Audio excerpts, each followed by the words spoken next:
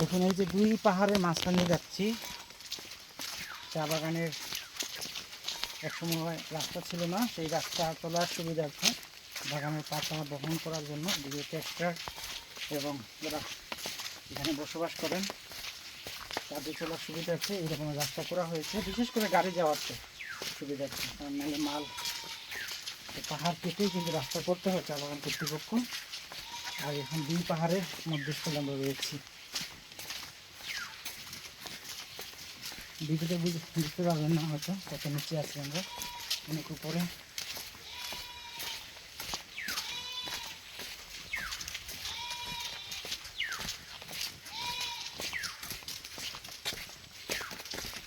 একসময় বাগানে প্রাথমিকটা ছাগল পালতো না শিয়ালের ভয়ে, এখন শিয়ালেই বিলুপ্তির ভয় চলে গেছে, বিলুপ্তি প্রায়। তো এখন সবাই ছাগল পালে।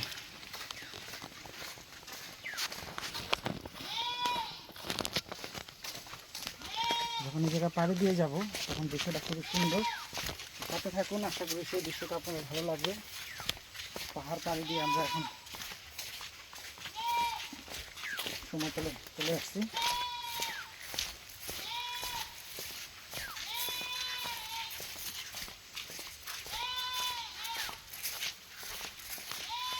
হাতের বামে জানি তো।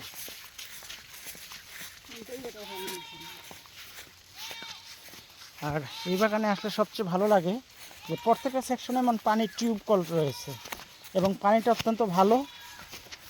এবং এই যে আমার ভাই খুবই ভালো পানি, আমরা এখন একটু পানীয় করবো।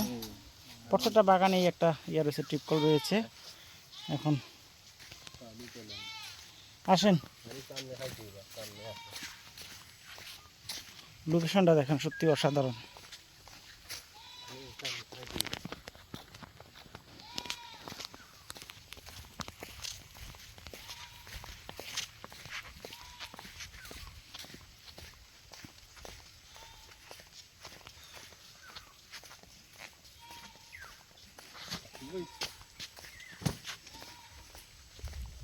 Bismillahirrahmanirrahim.